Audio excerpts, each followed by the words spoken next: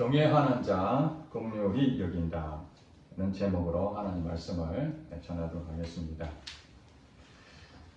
제가 어린 시절부터 교회는 오랫동안 다녔습니다.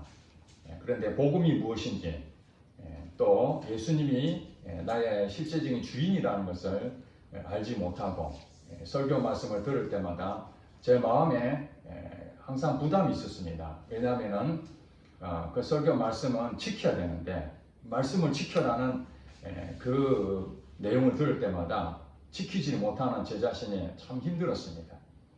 그러다가 학교를 다닐 때에 우리 동료들과 후배들과 같이 하나님의 존재에 대해서 우리가 토론하게 됐습니다. 아무리 열심히 지키려고 노력하지만 그게 잘 안 된다. 하나님이 나를 벌 주지 않겠는가. 그래서 사실은 그 말씀을 지킨다는 것은 나중에 이제 참 기쁨으로 하나님이 주시는 감당함으로 그것을 하게 돼 있는데 내 노력으로 그것을 의지를 세워서 반드시 그것을 한번 지켜볼 애를 쓰는 그렇게 도전해 보니 그게 잘 될 리가 없죠. 그러면서 우리들이 마음의 한구석에 어떤 마음이 있었냐면은 반드시 하나님이 내한테 벌을 줄 것이다. 이 벌이 참 두려웠습니다. 어떻게 하면은 이 벌을 안 받을 것인가? 아무리 노력해도 안 되니까 결국에는 벌 줄 때까지 그냥 기다린 겁니다. 어차피 못 지키니까. 우리도 그러잖아요. 잘못을 하면은 부모님이 혼을 나야 되는데 차라리 매를 빨리 맞으면은 대가를 치렀으니까 다시 마음이라도 회복되는데 분명히 그 잘못을 대가를 치러야 되는데도 아무 얘기가 없으면 불안하잖아요. 벌을 받아버리는 게 나은 것처럼 저희들은 신앙생활 하면서 하나님의 존재가 매우 무서웠습니다. 심판하시고 노하시고 그렇게 생각했는데 나중에 이제 말씀을 통해서 또 신앙생활을 오랫동안 하다 보니까 하나님은 그런 분이 아니었던 거예요. 우리가 생각하는 그 하나님에 대해서 참 많은 우리 성도들이 오해하는 경우가 참 많습니다. 오늘 본문의 8절에 보니까 여호와는 긍휼이 많으시고 은혜로우시며 노하기를 더디하시고 인자하심이 풍부하시도다 이렇게 말씀했지 않습니까? 이게 다윗이 시를 썼는데 하나님에 대해서 경험을 한 것이죠. 하나님을 인격적으로 만나고 하나님과 깊은 교제 가운데에 그가 체험한 고백입니다. 여호와는 긍휼이 많으시고 은혜로우시며 노하기를 더디하시고 인자하심이 풍부하시다는 그것을 머리로 생각해서 써낸 이론이 아니라 실제로 그렇게 느꼈다는 것입니다. 이 시편의 말씀이 나중에 요나라는 사람이 이 말씀에 대해서 충분히 하나님 어떤 분인지 알고 있었습니다. 하나님께서 이스라엘 나라의 원수와 같은 아수르의 수도 니느웨 성이라고 있는데 그 니느웨 성이 심판을 받을 것이 명명백백한데 하나님께서는 이 요나 선지자를 통해서 니느웨 성에 있는 그 백성들이 그 죄를 회개하고 돌이켜서 구원을 받기를 바라는 마음이 있었습니다. 그래서 요나 선지자 보고 거기 가서 복음을 전해라. 회개하라고 외쳐라. 그래서 그들을 살릴 것이다. 그러니까 요나 선지자가 여러분 다 아시다시피 하나님 말씀에 대해서 동의를 하지 않았습니다. 왜냐하면 자기 나라와 원수지간에 있는데 원수를 어떻게 구원을 얻게 합니까? 저들 망해야 된다. 그렇게 생각했기 때문에 결국엔 다시스로 도망을 갔지 않습니까? 도망을 가고 결국엔 물고기 뱃속에 들어가서 회개하게 되죠. 내가 잘못했구나. 하나님 말씀대로 순종해야 되는데 마지못해서 니느웨 성에 갑니다.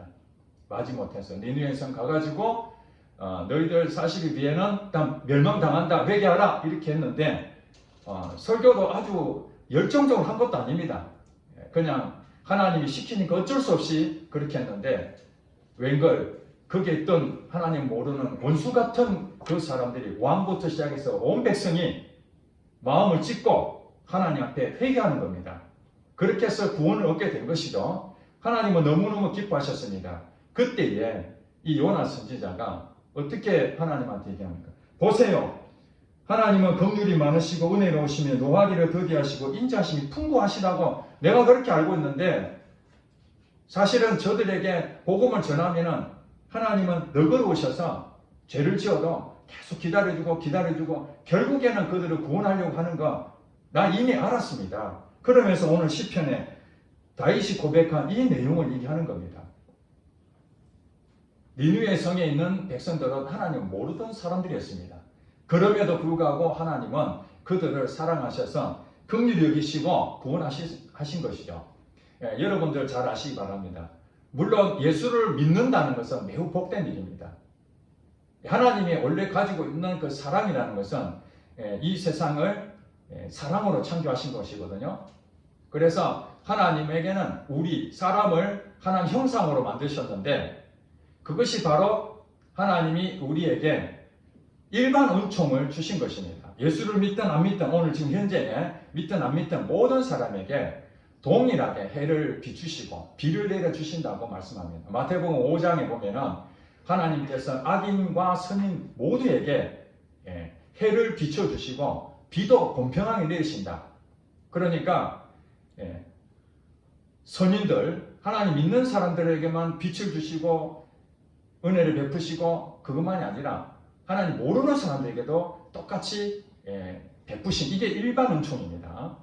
그래서 오늘 교회를 나중에 본인이 고백하고 예수를 믿는 사람도 있지만 태어나면서부터 예수를 믿는 사람이 있죠. 모태신앙. 부모님이 예수를 믿었기 때문에 나도 하나님 믿는 자녀가 된 사람도 있지만 부모님이 예수님을 안 믿는 사람도 있었습니다. 근데 만약에 하나님께서 그 예수를 안 믿었다 해서 하나님 모른다 해서 징계를 한다든지 벌을 줘버렸다면 어머니 아버지가 그 징계를 받았는데 그 자식에게 그것이 흘러갈 수가 없잖아요. 부모를 하나님을 못 만났다 할지라도 하나님 그들에게 은혜를 베푸시고 그래서 그 부모 밑에 내가 태어난 것은 하나님의 일반 은총을 통해서 이 모든 세상을 섭리하시고 다스린다는 사실입니다. 그런데 성경에 보니까 우리가 무엇을 구할 때에 자식이 아버지한테 자기가 필요한 걸 구하잖아요. 부모가 아비가 자식에게 좋은 것을 줄 줄 알거든. 그렇잖아요. 부모가 자식에게 구하는데 나쁜 걸 줄 리가 없잖아요. 좋은 걸 줄 줄 알거든. 하물며 너희일까 보냐. 여기서 너희가 누굽니까? 예수 믿는 사람들을 말하는 거죠. 부모가 자식에게 좋은 것을 주려고 하는 것은 일반 은총입니다. 누구든지 하나님은 예수를 안 믿는 사람에게도 복을 주십니다. 열심히 노력한 자에게 재물도 주시고 성실한 자에게 인정을 받게 하시고 노력한 자에게 대가를 주십니다. 보상도 해주십니다.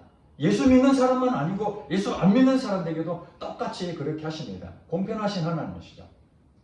그렇지만은 예수를 믿는 사람들, 하나님을 경외하는 사람들, 이 사람들에게는 하나님이 특별 은총이 있다는 것입니다. 그러니까 우리에게는 하나님을 안 믿고 그렇게 사는 사람도 잘 사는데 그 사람들이 잘 사는 것에 대해서 부러워할 필요가 없습니다. 하나님께서 그들에게 이 자연법칙에 의해서 일반 은총을 주셨기 때문에 그렇게 살 수 있는 것입니다. 그러나 오늘 시편 103편 말씀은 다윗이 쓴 시인데 이것은 누구에게 해당되는 건가? 일반 은총에 대한 부분 포함해서 특별 은총을 받은 사람에게 해당되는 거라는 것을 우리가 알아야 됩니다.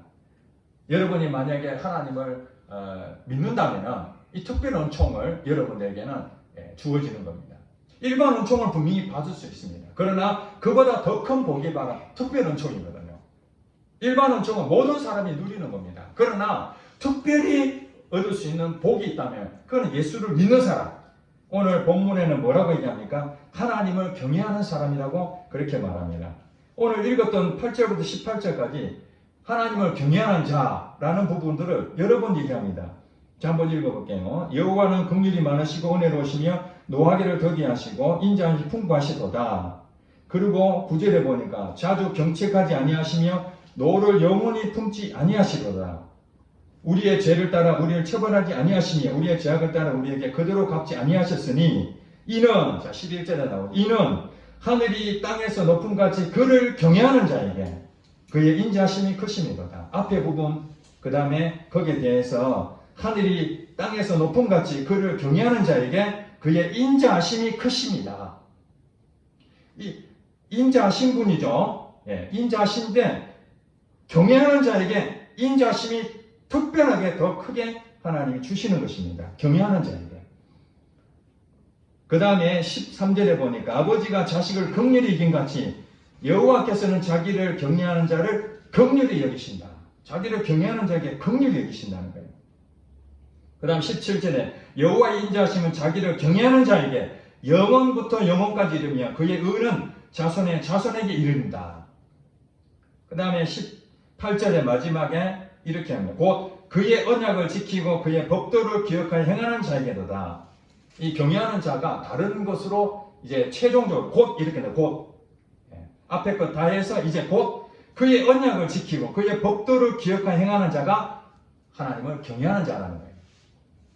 하나님을 경외하는 게 무엇인가? 그의 언약을 지키고 그의 법도를 기억하여 행하는 자가 하나님을 경외하는 자다. 그렇게 말하고 있다는 것입니다.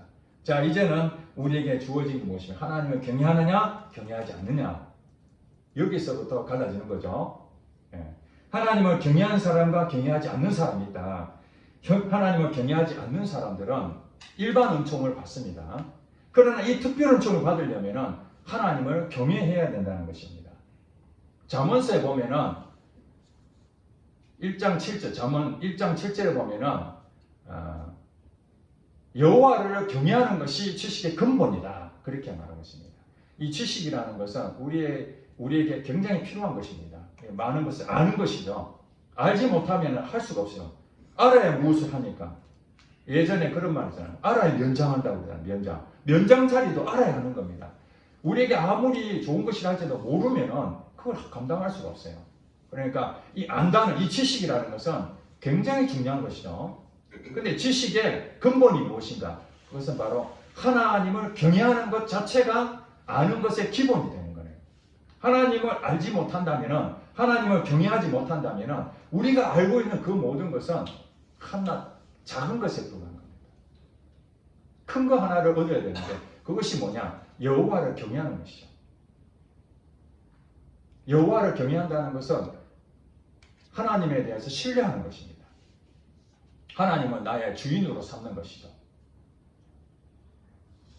그 예수를 믿는 것과 안 믿는 것 차이가 무엇이냐면 이렇게 종교 생활하는 것을 외적으로는 그렇게 보이지만은 실질적으로 깊이 들어가면은 예수님이 나의 주인이 되시는 겁니다. 하나님이 나의 주인이에요. 예수님 안 믿었을 때 어떻게 됩니까? 내가 주인이 돼. 내가 알아서 하는 거예요. 내 지식으로 하는 것이죠.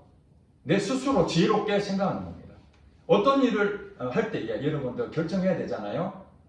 내가 취업을 어떻게 할 것인가, 여기를 갈 것인지 저기 갈 것인지. 저 우리 성도 가운데 또 자격증 시험 준비를 하잖아요. 내가 지금 가야 될 길이 이게 맞는 거지 아니면 저게 맞는 것이 알 길이 없어요. 그냥 자기가 믿는 것이죠. 이렇게 하면 잘 될 것이라고 믿는 것이죠. 공부를 열심히 하면 성공할 것을 믿는 것이죠. 그러나 오랫동안 살아본 사람들은 압니다. 인생 내 마음대로 안 된다는 거. 내가 열심히 했는데 열심히 한 결과가 반드시 보상으로 이어지는 건 아니에요. 공부를 잘해가지고 우등상은 받을 수 있겠죠. 그러나 인생 전체를 봤을 때 공부를 잘한다 해서 인생 전체에 성공할 수 있다라고 장담만 할 수는 없습니다. 물론 공부도 안 하고 게으르고 나태한 삶을 살면은 당연히 성공할 확률은 떨어지겠지만, 그러므로 우리의 길에 대해서 하나님께서 뭐라고 말씀하시냐면 잠언 3장 6절에 이렇게 말합니다. 범사의 그를 인정하라. 그리하면 그가 네 길을 지도하시리라. 이렇게 말씀했습니다. 범사가 무엇입니까? 모든 일입니다.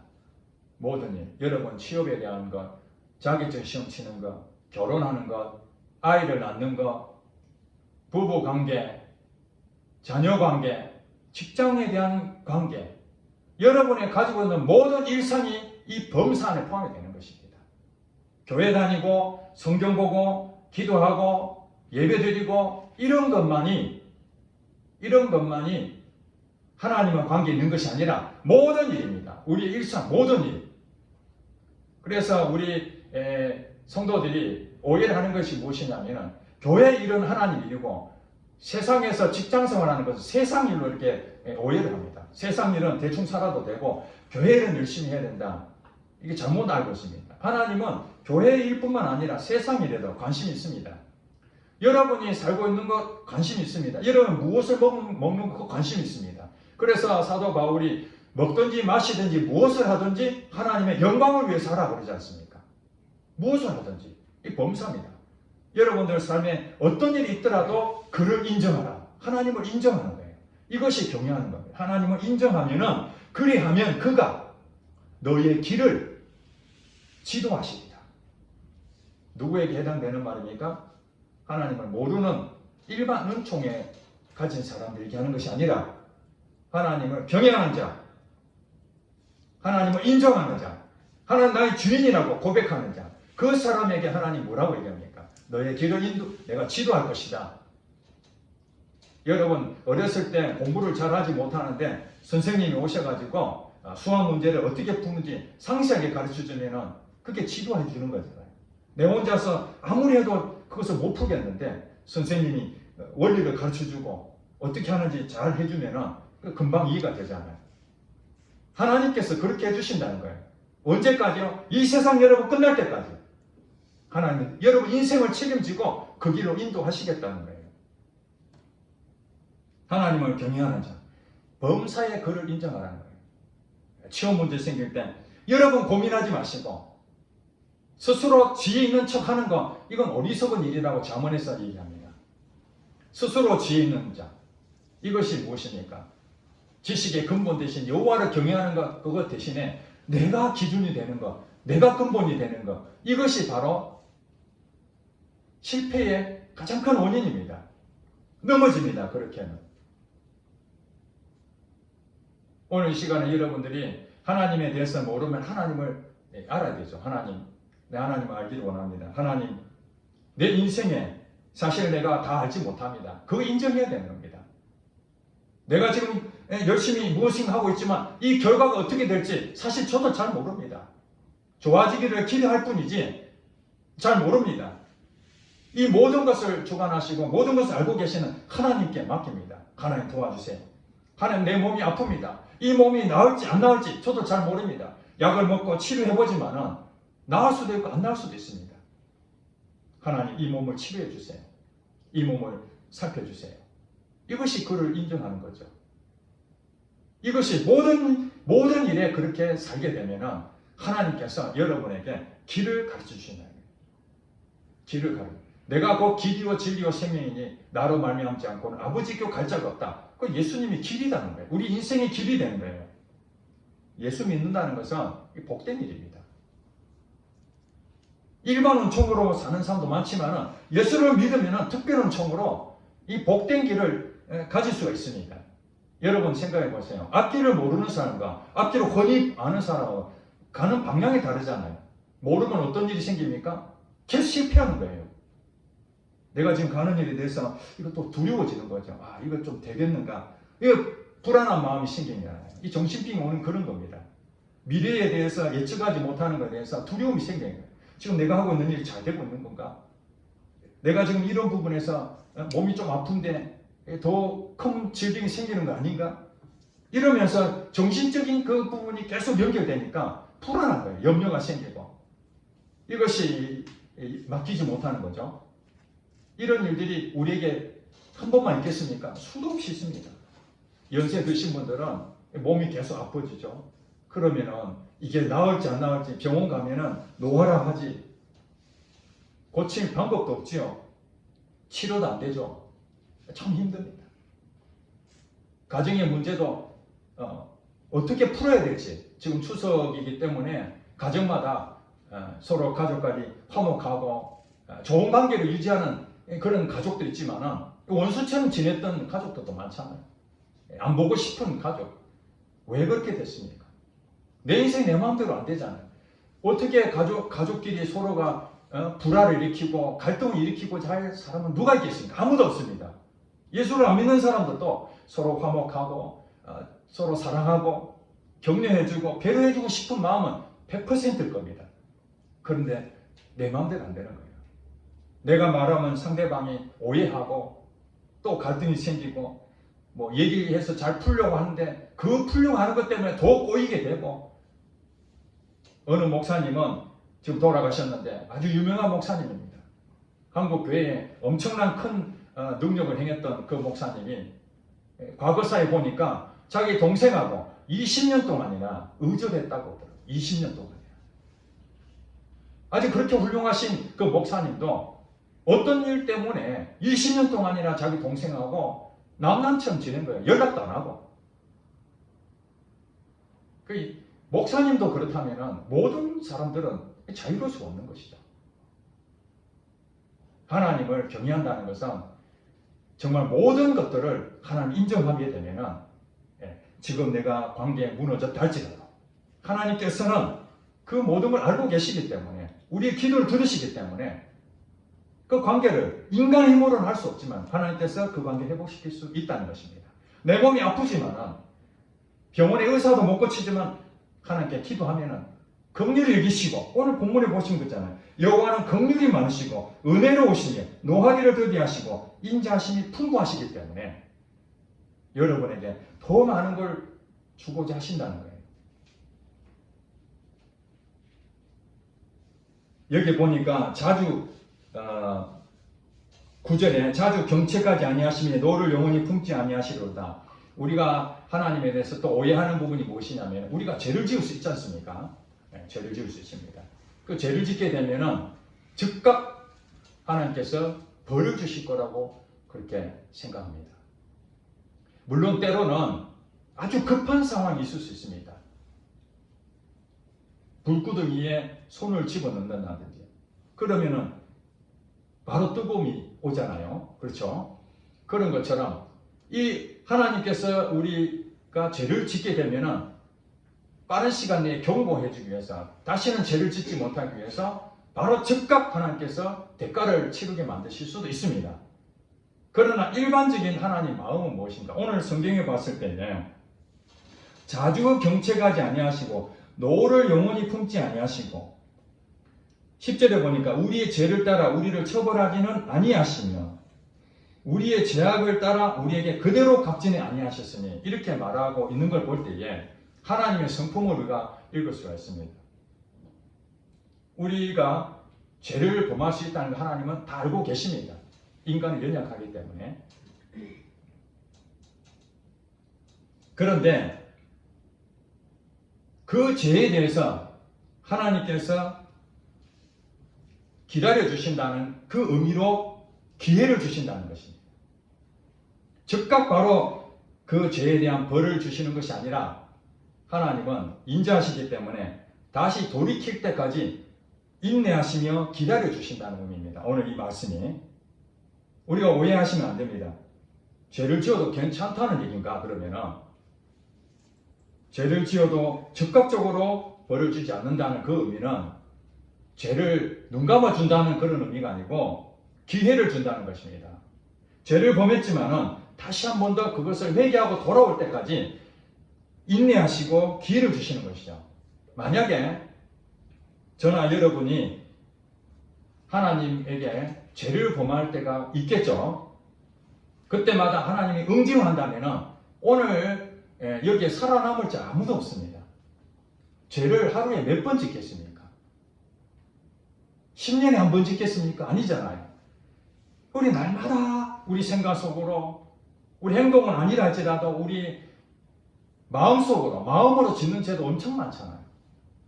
다 기억도 못하는 죄도 많습니다. 그런 죄가 수없이 많은데 하나님께서 그때그때마다 응징하면 우리가 살아남을 수 없는 것이죠. 그래서 하나님께서는 그 죄를 지을 수 있다는 걸 아시지만은 그 죄를 다시 돌이키기를 기다리시는 거예요. 여러분 누가복음 15장 말씀을 잘 아실 거예요.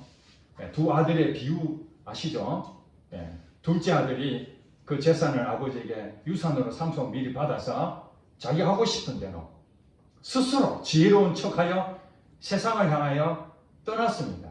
성공하기를 바라고 떠났지만은 자기 뜻대로 안 되고 마지막에 다 무너지고 다 망하고 결국에는 갈 데가 없어서 아버지께 돌아오지 않습니까?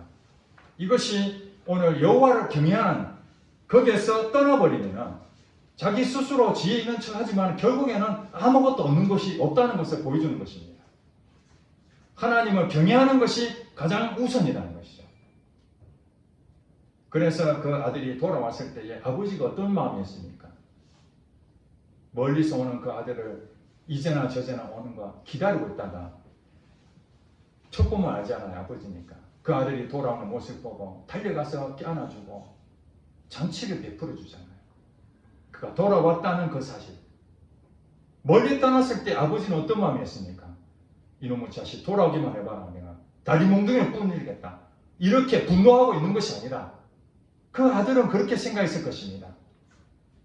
내가 이렇게 멀리 아버지에서 떠나 있으니까 아버지한테 이제 돌아가면 민망하고 죄송하고 부끄럽고 혼날 것을 뻔히 알잖아요. 그렇게 왔지만 아버지는 오늘 본문에 얘기한 것처럼 긍휼이 많으시고 은혜로우시며 노하기를 더디하시고 인자심이 풍부하신 그 성품 그대로 그 아들을 안아주신 거예요. 여러분 신앙생활 하다 보면은 때로는 하나님 말씀대로 살지 못하고 불순종할 때가 있습니다. 그때마다 아이고 하나님 나를 징계하겠구나 그런 생각 들죠. 저도 그런 일이 많았습니다. 예수를 믿는다고 해서 정말 뜨겁게 성령에 충만할 때 있었지만 때로는 인간의 욕심을 가지고 실패하고 하나님보다도 내 스스로 지혜로운 척해서 살았던, 그래서 그 결과가 좋지 않아 하나님한테 이제 징계를 받아야 되겠구나. 그런데 어찌된 영문인지 하나님께서는 기다리시다가 결국에는 엎드리게 만들고 하나님 앞에 그동안에 잘못된 거 회개하게 만들고 돌아오니 하나님 뭐라고 얘기하십니까? 안아주시는 거죠. 내가 너 마음 다 안다. 너 얼마나 힘들었느냐.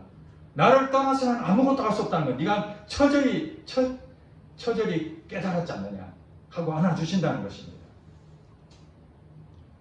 오늘 14절에 볼까요?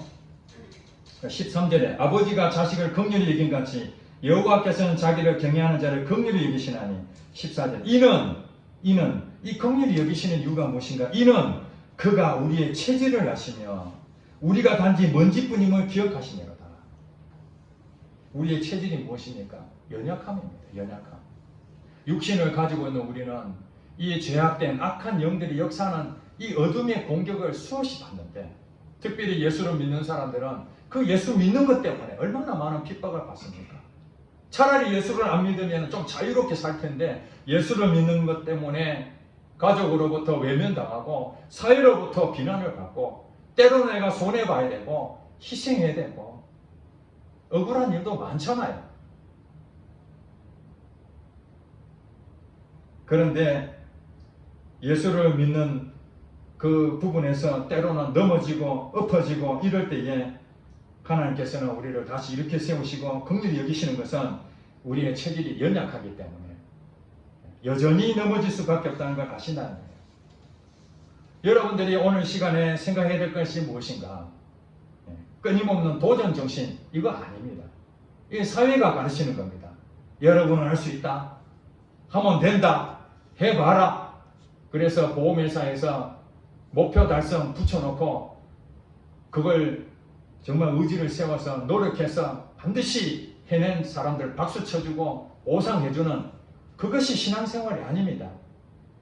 하나님도 여러분에게 어떤 기준을 정해놓고 열심히 그것을 해결해내면은 하나님이 큰 보상을 해주는 그런 것으로 여러분 착각하시면 안 됩니다.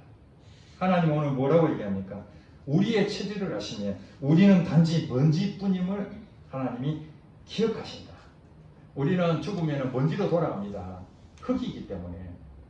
우리 존재는 아무것도 아니에요. 근데 하나님께서 우리에게 생명을 주시고 사람의 형상, 하나님의 형상으로 우리를 창조하셔서 하나님처럼 살 수 있는 기회를 우리에게 주셨다는 거예요. 하나님을 경외한 자에게는 바로 그 복이 있는 겁니다.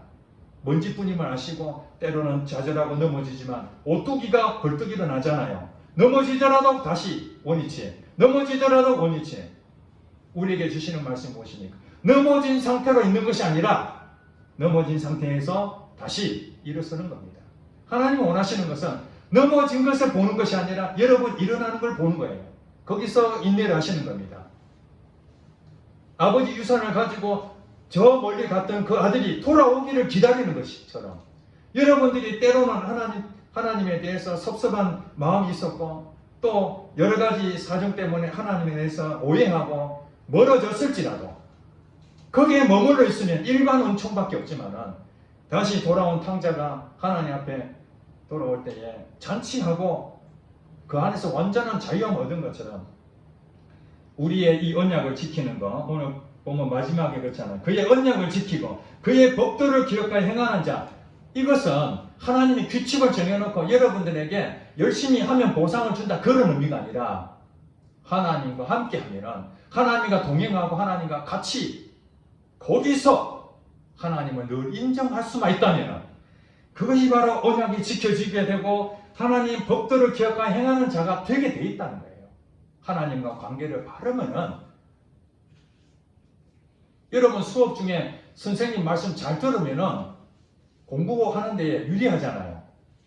수업 중에 졸고 있는데 시험 치면은 하나도 들은 것이 없는데 어떻게 알겠습니까? 마찬가지로 성경은 그렇게 얘기합니다. 무엇인가 하려고 노력하는 것이 아니라 하나님에게 집중하라는 거예요. 하나님께. 범사의 그를 인정하라는 것은 하나님 나의 주인이십니다. 하나님께서 하십니다. 하나님 저는 하나님밖에 없습니다. 하나님 나의 인생의 모든 것이 하나님으로부터 오는 것을 압니다. 그러면서 하나님만 인정하면은 하나님이 그래 내가 할게. 그러면서 여러분에게 길을 인도해 주시는 거예요. 그 길 가지마. 이쪽으로 가라. 지금 가고 있는 거 잘하고 있다. 그래 가면 된다. 얘야 지금 너가 하는 거 이렇게 하면 안 돼. 회개하고 돌아와. 아이고 잘못했습니다. 돌아오는 거예요. 하나님 잘못했습니다. 그래 다시는 그렇게 하면 안 돼. 용서해주고 또 용서해주고. 그러니까 우리가 할 수 있는 것은 넘어지면 우리는 하나님 앞에 다시 돌아오는 거예요. 이게 회개라는 거예요. 인간이 연약하기 때문에 다 알지 못하기 때문에 자기 노력을 해보려고 하지만은 넘어지잖아요. 그럼 하나님 여러분에게 가르쳐 주십니다. 기회를 주시는 거예요. 여러 가지 사인으로 여러분 거기에서 일어나라고. 그때 여러분은 어떻게 해야 됩니까? 하나님 앞으로 돌아가야 되는구나. 돌아온 탕자처럼 다시 주님 품으로 하나님 품으로 돌아오면은 하나님 여러분을 다시 안아주시고 길을 다시 열어주시는 거예요. 그러면 여러분 다시 도전하면 됩니다.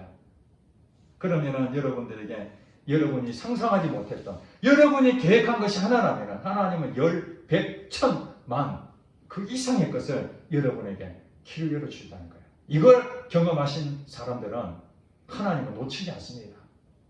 범사에 하나님밖에 없으니까 네 힘으로 해봐라 해도 넘어지는 게 뻔히 보이는데 하나님밖에 없습니다. 하나님 도와주세요. 어떻게 하면 좋겠습니까? 그러면 하나님께서 우리에게 성령을 보내주셔서 그 길을 인도하실 것입니다. 그 성령이 인도하신 대로 여러분 살다 보면 하나님의 역사가 나타나고 능력이 나타나고 여러분 알지 못했던 놀라운 일들이 생기게 되는 거예요. 이게 처음 하는 것이죠. 그때 여러분 고백이 무엇입니까? 여호와는 긍휼이 많으시고 은혜로우시며 노하기를 더디하시고 인자하심이 풍부하시구나 하는 이 다윗의 고백이 바로 여러분의 고백이 된다는 거예요. 이것이 말씀이 실제가 되는 겁니다. 그 경험하지 못하면 이것이 왜 다윗의 고백이 내한테 무슨 의미가 있겠습니까? 그냥 한 내용일 뿐이죠. 그러나 이 다윗이 우리에게 이 내용을 한 것은 본인이 그런 체험을 한 것을 여러분들도 똑같이 체험해봐라. 그러면 오늘 여러분은 103편을 읽을 때에 다윗이 그렇게 경험했던 것 나도 하나님께서 경험하게 만드시는구나. 바로 이런 하나님이시구나. 그것을 통해서 하나님은 영광을 받으실 줄로 믿습니다.